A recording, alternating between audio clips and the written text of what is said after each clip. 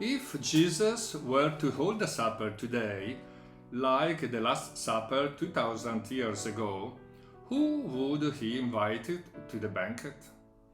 This question has been answered in his own way by the famous photographer David LaChapelle, defined by some as the Fellini of photography, with his extraordinary work, The Last Supper, which you see behind me, where we have Jesus with a long hippie hair, red tunic with a blue drape draped over his left shoulder, with his hands open and arms stretched forward, like the Jesus in Leonardo da Vinci's Last Supper.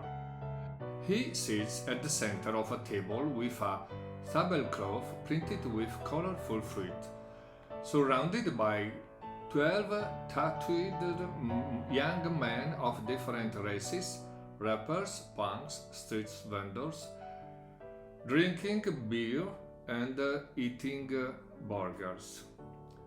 At the door is a Mary Magdalene, Barbie-like, about to enter that cramped room in a suburban neighborhood, adorned, or rather unadorned, with dingy wallpaper and neon lighting. LaChapelle, in many of his works, resorts to Christian imagery and tries to modernize certain sacred scenes, such as this, the Last Supper, which is part of a series of 6 photographs entitled Jesus is My Homeboy. The result is astonishing, with photographs mounted like paintings, saturated colors, in a kitsch style with a comic strips and surreal language. Let us remember that his master were Andy Warhol and Jeff Koons, in a balance or perhaps imbalance between the sacred and the sacrilegious that borders on blasphemy. Yet in each of his representations there is something fascinating, as is this Last Supper, where these young people are attracted by the light emanating from the figure of Christ. I believe that in the end light will win out over darkness, LaChapelle said in an interview. Through this series of photographs, as he put it, he wanted to save the teachings of Christ from the fundamentalists who use the words of Jesus to judge and condemn rather than uplift. These words of LaChapelle, as well as his Last Supper, got me thinking in these days of Holy Week. Come to think of it, the first transgressor was Jesus himself, who hung out with unsavory people like publicans and prostitutes, without ever judging them. At his table, on that Holy Thursday 2000 years ago, sat fishermen, tax collectors, rebels, litigants, unbelievers, perjurers, and traitors, people who a moment later in Gethsemane all evaporated.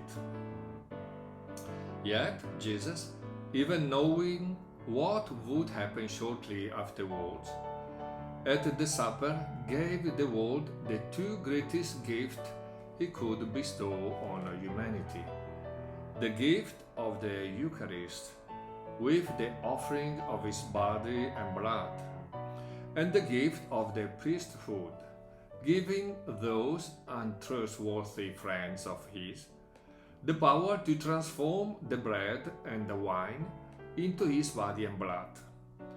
But why did Jesus entrust this divine task to those untrustworthy people, knowing full well that they would abandon him an instant later?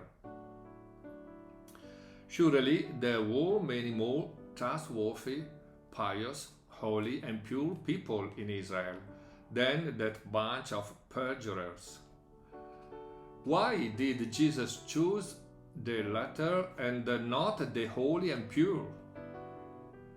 Perhaps because it is indeed true that God does not choose capable people, but makes the chosen ones capable. That is why I feel this representation by LaChapelle is more real than the classical iconography that depicts the apostles around the table at the Last Supper with hieratic or seraphic bearing and halos on their heads. The apostles became great not because they were called by Jesus, Judas Iscariot was also called, but because they had the courage to change. From perjurers and traitors, they became witnesses and martyrs. It is faith and love that transform. One only has to have the courage to change. Judas did not have this courage. If the other traitors apostles, instead of asking for forgiveness and a change, had also taken their own lives, everything would have indeed. We would not have had the priesthood. We would not have had the Eucharist.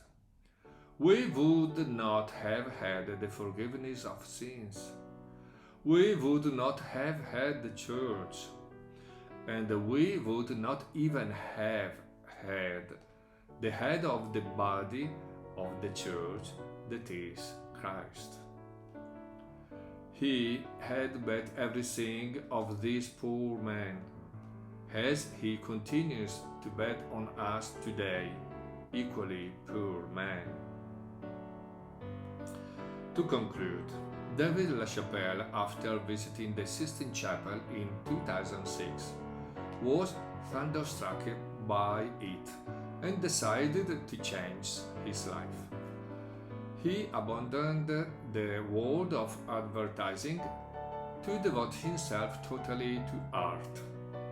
He made his masterpiece, The Deluge.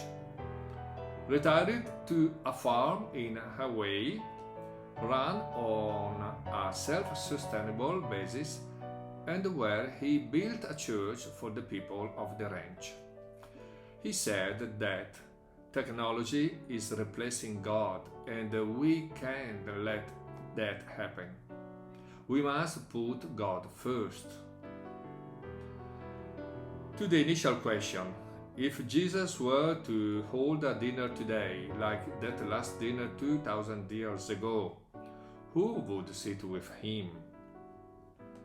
LaChapelle gave his answer, which is not so different from what the Gospel gives us when it tells us that the master of the final banquet will send at the crossroads to gather the derelicts for his feast.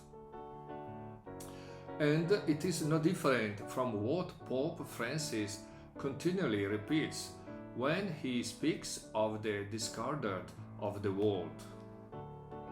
And what is our response?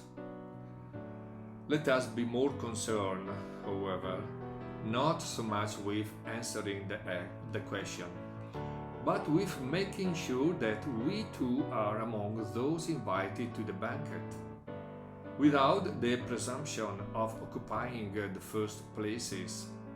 Those are for those for whom God has reserved them. What is enough is to be there at the final feast, and any place will do, even the broom closet.